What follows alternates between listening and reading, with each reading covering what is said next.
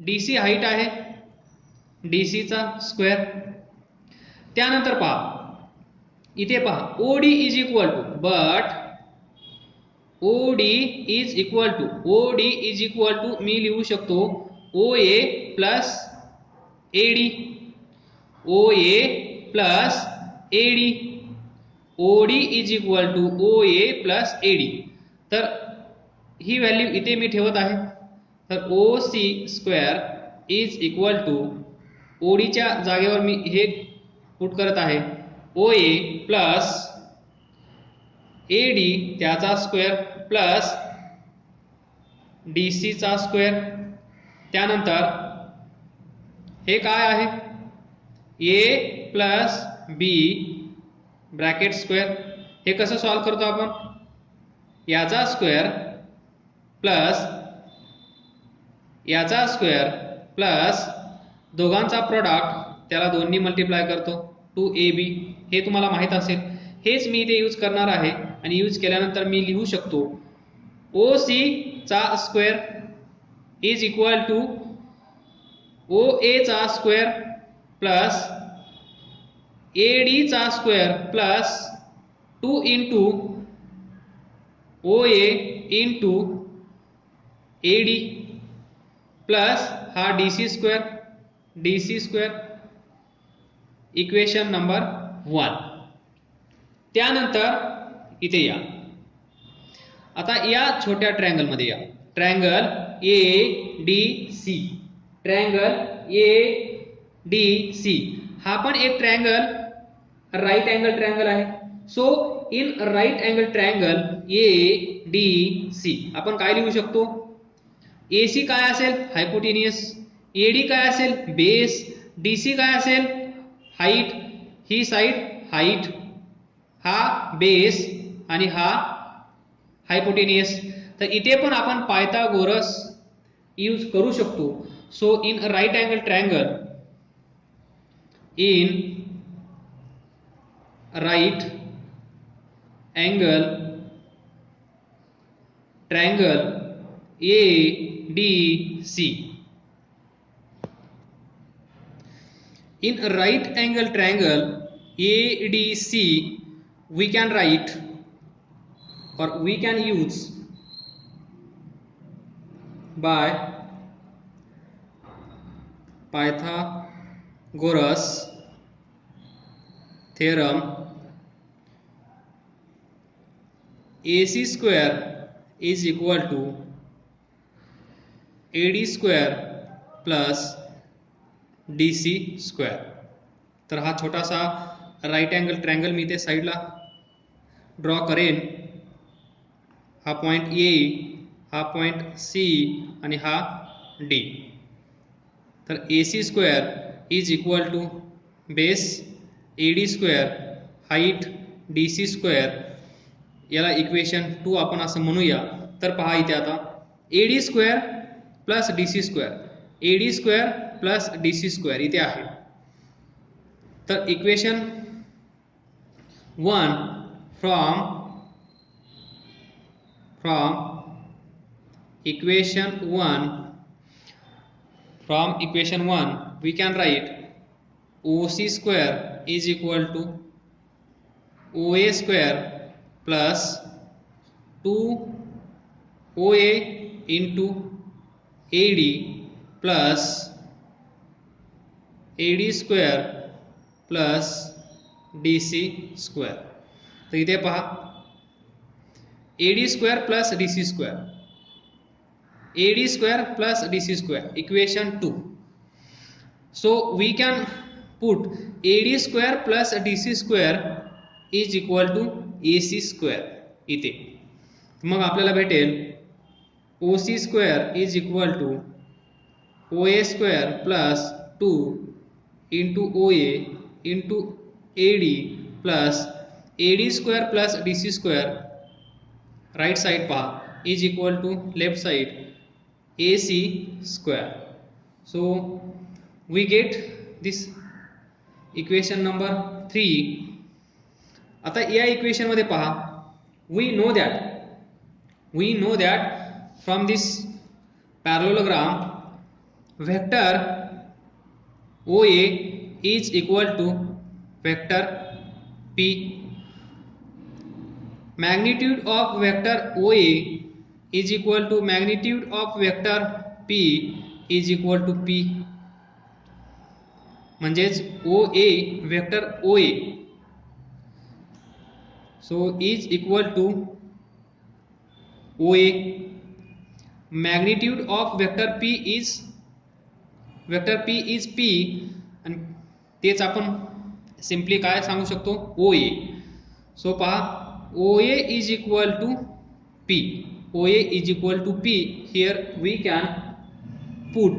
त्यानंतर OA is equal to P. OA is equal to P. Now AC. AC is what? AC. So vector AC, magnitude of vector AC is equal to magnitude of vector Q. हे सुरुवातीला आपण लिहिलं आहे is equal to Q is equal to AC. Sorry is equal to AC. तर पहा AC is equal to Q, OA is equal to P, OA is equal to P. Now OC is new vector. जेव्हा दोन vector आपण add केले तेव्हा आपल्याला नवीन vector भेटला, त्याचं नाव आपण सुरुवातीला ठेवलं न्यू वेक्टर आणि त्यालाच आपण पुढे जाऊन दुसरं नामकरण केलं resultant vector OC. So vector OC is equal to vector R. याचं मॅग्निट्यूड is equal to हे is equal to R is equal to simply OC. So OC is equal to R. आता इथे मी लिहितो OC is equal to R. त्यानंतर OA is equal to P. OA is equal to P. त्यानंतर AC is equal to Q. AC is equal to Q. आता आपल्याला माहित नाही फक्त AD ची व्हॅल्यू आता फक्त आपल्याला माहित नाही. OA माहित झाला, OC माहित झाला, OA माहित झाला, AC माहित झाला, राहिला फक्त AD. तर आपण आता AD कुठे आहे पहा, ह्याच्यामध्ये पहा AD दिस. AD कशी फाइंड करणार ते पहा. हा एक राईट अँगल ट्रायंगल आहे बरोबर. तर पहा हा वेक्टर आणि हा वेक्टर एकमेकांना पॅरलल आहेत. हा वेक्टर असाच पुढे आपण एक्सटेंड केला आहे. तर हा जो थीटा अँगल आहे तोच अँगल इथे थीटा असला पाहिजे. तर पहा एक लाईन अशी असेल, इथे 45 डिग्री असेल, तर ही लाईन अशीच पॅरलली इथे शिफ्ट केली तर हा अँगल किती असतो 45. ती लाईन इथे घेऊन आलो तर हा अँगल किती असेल 45. त्याचप्रमाणे हा अँगल थीटा असेल तर हा अँगल पण किती असला पाहिजे थीटा. तर आता हा ट्रायंगल एवढाच पार्ट मी पुढे ड्रॉ करून घेतो, परत इकडे यायची गरज पडणार नाही.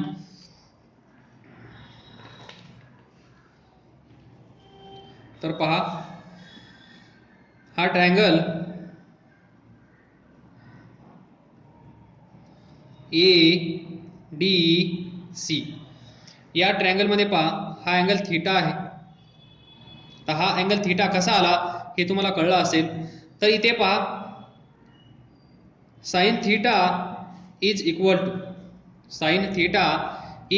To theta. साइन थीटा म्हणजे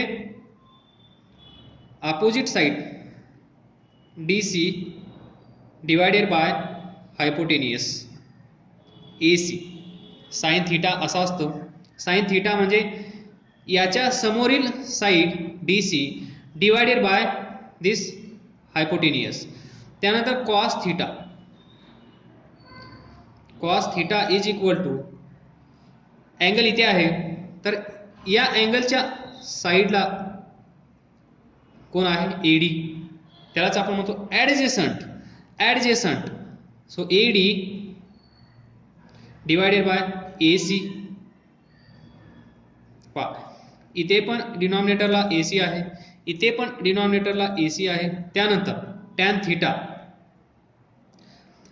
थिटा इज इक्वल टू याच्या समोरची हा जो अँगल आहे या अँगलच्या समोरची साईड DC या अँगलच्या साईडला असणारी म्हणजे ॲडजेसंट डिवायडेड बाय AD. आता हे असंही लिहू शकतो, साइन थीटा माहीत असेल, कॉस थीटा माहीत असेल तर आपण हे असंही लिहू शकतो, tan theta is equal to sine theta divided by cos theta. So sine theta काय आहे DC बाय AC, त्यानंतर डिवायडेड बाय कॉस थीटा काय आहे AD by AC. So AD by AC. आता याला हे डिवाइड करत आहे, हे सॉल्व करण्यासाठी आपण काय करतो DC बाय AC हे डिवाइड करत आहे. आता आपण इथे मल्टिप्लाय करणार. असं जेव्हा करतो तेव्हा AC वर जातो, AC वर जातो आणि AD खाली येतो. So AC divided by AD. तो AC कॅन्सल. सो DC काय भेटेल आपल्याला tan theta is equal to DC by AD. तर पहा इथे tan theta is equal to DC by AD आणि असं केलं तुम्ही तर तरी तुम्हाला तेच भेटेल DC बाय AD. सो हे आणि हे सेम आहे, असं जा किंवा असं लक्षात ठेवा. तर पहा आय विल रिपीट.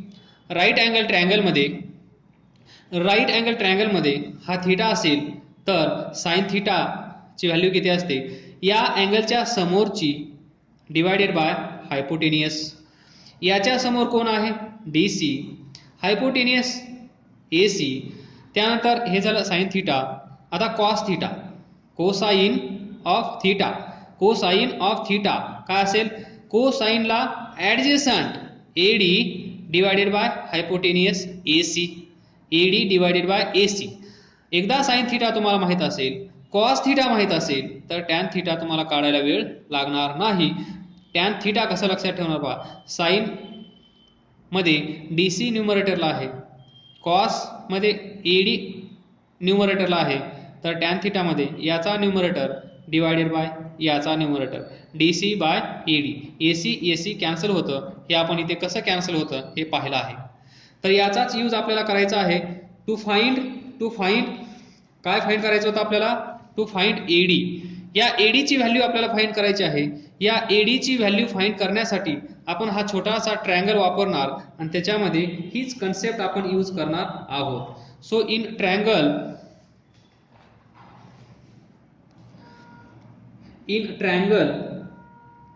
ABC हा ट्रायंगल मी इथे काढेन. ABC हा ट्रायंगल कुठला आहे माहित आहे ना, हा ट्रायंगल म्हणजे हा जो पॅरलेलोग्राम तयार झाला आहे, या पॅरलेलोग्राम मध्ये जो हा ट्रायंगल आहे हाच ट्रायंगल मी इथे कॉपी केला आहे ADC. याच्यामध्ये हा अँगल थीटा, हा वेक्टर Q असतो. तर हे एक्स्ट्रा आपण एक्सटेंड केला आहे. तर कन्फ्युजन नसावं, हा ट्रायंगल कुठून आला, कसा आला, तर याच्यामध्ये आपल्याला फाइंड करायचं आहे AD ची value. So we know that cos theta is equal to adjacent side AD divided by hypotenuse AC. तर आपल्याला पाहिजे AD, इथे लिहून ठेवा. To find AD is equal to, तर AD फाइंड करायचं आहे. So therefore AD is equal to AC into cos theta. तर ही व्हॅल्यू आता आपल्याला इथे ठेवायची आहे इक्वेशन नंबर 3 मध्ये. याला आपण इक्वेशन 4 म्हणू.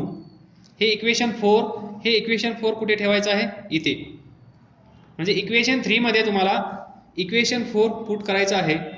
So I can write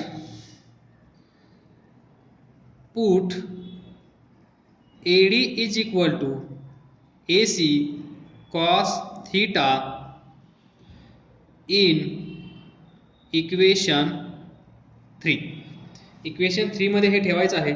equation 3 काय आहे पहा, OC चा square is equal to OA चा square plus 2 into OA into AD into AD आहे. इथे पहा 2 इंटू OA AD, याला ज्याला राऊंड केला आहे त्याची व्हॅल्यू आपल्याला पुट करायची आहे. त्याची व्हॅल्यू किती आहे, AC cos theta.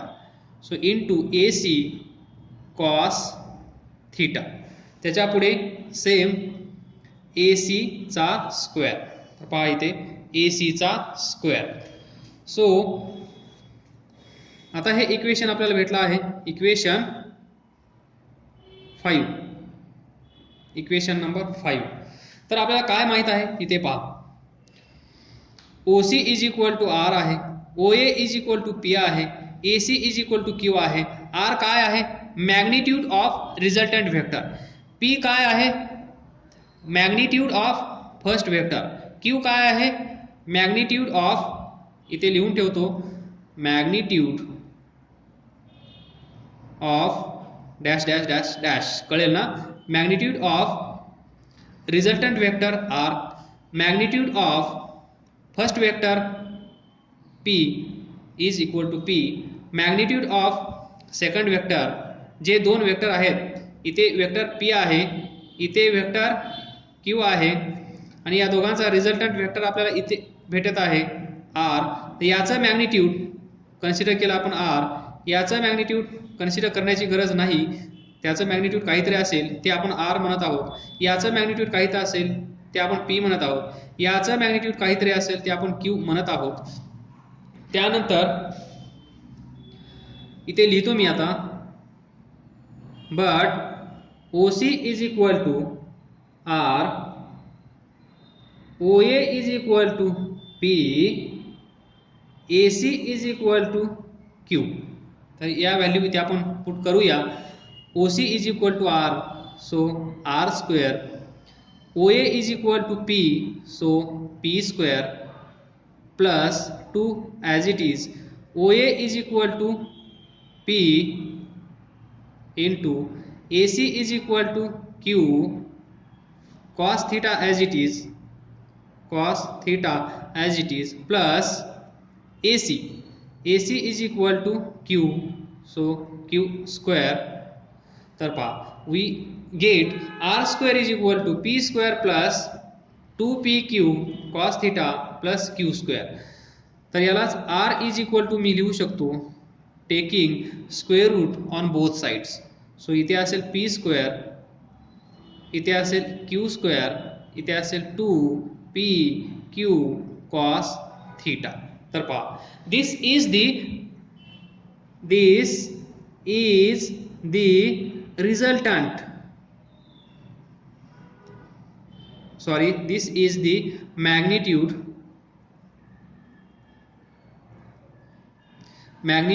of resultant vector,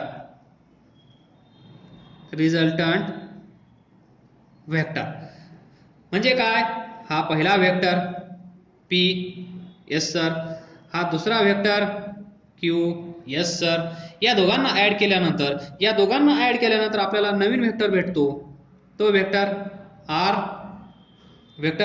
yes sir. मग याचं काहीतरी मान असेल की नाही, याचं काहीतरी क्रेडिट असेल की नाही, याची काहीतरी व्हॅल्यू असेल की नाही. तर याची व्हॅल्यू किती असते, याचं मॅग्निट्यूड P, याचं मॅग्निट्यूड Q, तर याचा स्क्वेअर प्लस याचा स्क्वेअर प्लस ट्वाइस ऑफ या दोघांचा प्रोडक्ट अँड थीटा, या दोन वेक्टर मधला अँगल थीटा. तर पहा, तुमच्या समोर आजपासून जर असा एक वेक्टर असेल वेक्टर P, एक असा वेक्टर असेल वेक्टर Q, तर आणि या दोघांमध्ये अँगल थीटा असेल, याची काहीतरी व्हॅल्यू असेल, याचं मॅग्निट्यूड P, याचं मॅग्निट्यूड Q, तर आपल्याला नवीन वेक्टर भेटतो, तो असेल वेक्टर R, याचं मॅग्निट्यूड R. तर या R ची व्हॅल्यू किती असेल, हा वेक्टर आपल्याला माहित आहे, याचं मॅग्निट्यूड आपण फाइंड करू शकतो. याचं मॅग्निट्यूड आपल्याला माहित आहे, पण दोघांना एकत्र केल्यानंतर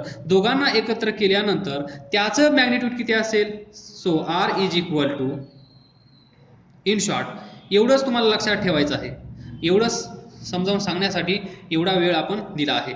सो पहिला वेक्टर जो आहे त्याचा स्क्वेअर करा, वेक्टरचा नाही, वेक्टरच्या मॅग्निट्यूडचा. सो पी स्क्वेअर, याचा स्क्वेअर करा, याचा नाही, याचं मॅग्निट्यूड, त्याचा स्क्वेअर. या दोघांचा प्रोडक्ट घ्या आणि त्याला 2 नी मल्टिप्लाय करा. 2 इंटू पी क्यू. या दोघांमधला अँगल कॉस थीटा. आणि हे इक्वेशन तुम्हाला 2 वर्ष प्रत्येक वेळेस वापरावं लागेल. खूप महत्वाचं आहे. This is the magnitude. This is the magnitude of resultant vector. हा एक वेक्टर, यांच्यापासून नवीन वेक्टर भेटणार. या नवीन वेक्टरचं मान किती असेल, तर या नवीन वेक्टरचं मान एवढा असेल. आता इथून पुढे आपण स्पेशल केसेस पाहूया. नाउ सी, आता हा इकडे जात आहे, पण याचा इथून एवढा अँगल किती असेल, तो आपण अल्फा कन्सिडर करूया. म्हणजे हा पी पासून पहा, हा वेक्टर पी, हा वेक्टर क्यू, तो इथे आहे, तर याचा अँगल पहा एवढा असेल, याचा अँगल पहा एवढा असेल, याचा अँगल पहा एवढा असेल. तर हा आहे कुठे, हे कुठून भेटतं आपल्याला. याला आपण म्हणत असतो डायरेक्शन. Of resultant vector. हा अँगल 10 डिग्री आला तर आपल्याला कळेल की तो असा जात आहे. हा अँगल, हा अल्फा 45 डिग्री आला तर आपल्याला कळेल तो इकडे जात आहे.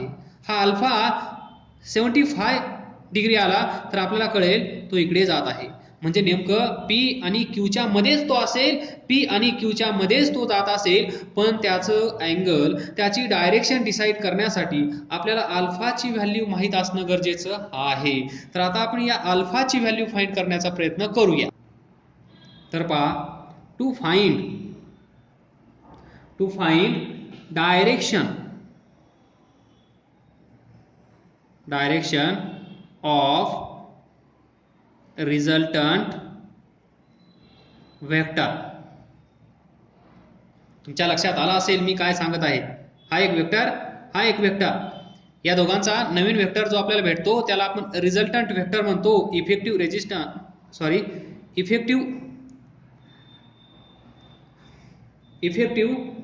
रिझल्टंट वेक्टर तो असा असू शकतो, याची डायरेक्शन डिपेंड करेल या पीचं मॅग्निट्यूड आणि या क्यूचं मॅग्निट्यूड. जर पीचं मॅग्निट्यूड जास्त असेल तर तो इकडे असेल, क्यूचं मॅग्निट्यूड जास्त असेल तर तो इकडे असेल. तर तो कुठे असेल हे आपण थोड्याच वेळात तुम्हाला कळून जाईल. So again we need this figure. तर या फिगरमध्ये व्यवस्थित पहा, हा जो वेक्टर आहे न्यू वेक्टर, याचा अँगल हा आपण काय घेत आहोत, अल्फा. या अल्फाची व्हॅल्यू फाइंड करायची आहे विथ दिस हॉरिझॉन्टल वेक्टर. हा जो हॉरिझॉन्टल वेक्टर आहे याच्या सोबत हा अँगल किती करत आहे, तो इथे आहे, कुठे आहे. So we will have to find the angle alpha made by this resultant vector and vector P. तर पहा, in triangle O D C, हा जो ट्रायंगल आहे, हा ट्रायंगल ओ डी, हा सी, हा ट्रायंगल. या ट्रायंगल मध्ये हा alpha angle. So tangent of alpha म्हणजे tan alpha is equal to, मगाशी समजावून सांगितलं टॅन अल्फाची व्हॅल्यू कशी फाइंड करायची. Tan alpha is equal to, याच्या समोर असणारी साईड कोणती आहे, DC डिवायडेड बाय बेस, त्यालाच आपण म्हणतो ऍडजेसंट साईड, या अँगलच्या साईडला असणारी OD. मग या OD ला आपण काय लिहू शकतो, OA प्लस AD. हे झालं आहे आपलं tan alpha is equal to DC divided by OD is equal to OA plus AD. तर आपल्याला इथे OA ची व्हॅल्यू माहीत आहे, बरोबर. AD माहीत नाही, DC माहीत नाही, फक्त आपल्याला माहीत आहे OA. OA काय आहे? वेक्टर. पहा इथे या ट्रायंगल मध्ये व्यवस्थित पहा. DC माहीत असणं गरजेचं आहे, OA माहीत असणं गरजेचं आहे, AD माहीत असणं गरजेचं आहे, पण आपल्याला फक्त एकच माहीत आहे, OA. OA काय आहे? वेक्टर. Vector P. मग या वेक्टर P चं काहीतरी मॅग्निट्यूड असेल P, म्हणजे OA आपल्याला माहीत आहे. So OA, vector OA is equal to vector P. काय करू शकतो आपण? Magnitude of vector OA is equal to magnitude of vector P is equal to P is equal to OA. So OA is equal to P. आता आपल्याला find करायचं आहे DC and AD. DC आणि AD. So DC and AD, DC AD. तर हे find करण्यासाठी आपल्याला हा छोटासा ट्रायंगल कन्सिडर करावा लागेल. हा छोटासा ट्रायंगल, या छोट्या ट्रायंगल पासून आपल्याला AD भेटेल. AD काय आहे? हा जो हा जो छोटा राईट अँगल ट्रायंगल आहे, या ट्रायंगल मध्ये ही AD आहे आणि ही DC आहे. AD किती आहे, DC किती आहे हे आपण मगाच फाइंड करून झाला आहे. तर पहा, हा छोटासा राईट अँगल ट्रायंगल आपल्या सोयीसाठी मी इकडे रीड्रॉ करतो, म्हणजे या फिगरकडे आपल्याला परत परत येण्याची गरज पडणार नाही.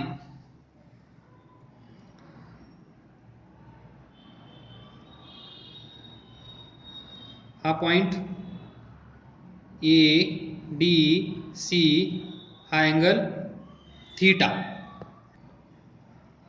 तुम्ही या साईडचा हा पॅरलोग्राम कंप्लीट केला तरी चालेल.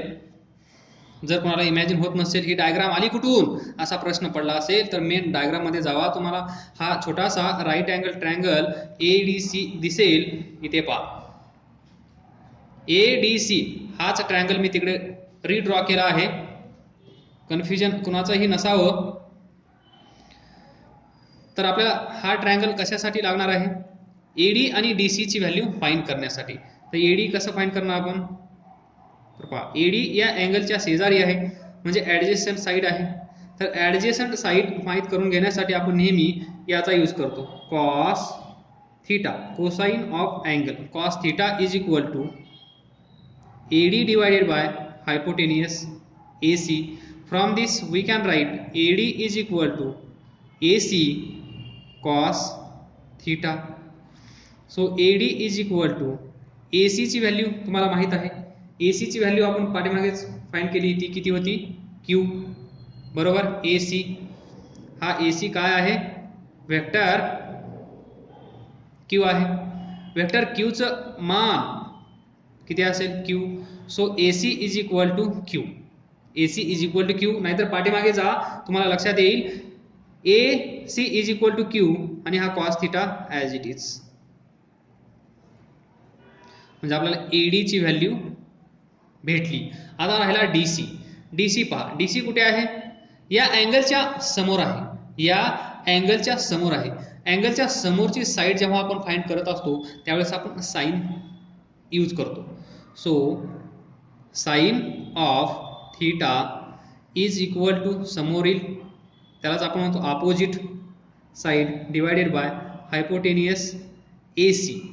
सो DC आपल्याला माहीत करून घ्यायचं आहे, म्हणून DC is equal to AC into sine theta. So AC is equal to आपल्याला माहीत आहे, AC इज इक्वल टू काय आहे? AC hypotenuse. पाहून घ्या, AC ची व्हॅल्यू काय आहे? AC काय आहे? Vector Q. पहा, वेक्टर Q सुरुवातीला इथे होता, तो पॅरलली आपण इकडे शिफ्ट केला पॅरलोग्राम तयार करण्यासाठी. मग हाच वेक्टर या ट्रायंगलचा हायपोटेनियस बनत आहे. मग याचं मान दॅट इज मॅग्निट्यूड किती असेल? Q. तर AC इज इक्वल टू आपल्याला माहित आहे, AC is equal to Q. So therefore DC is equal to AC is equal to Q आहे, हा साइन थीटा आहे.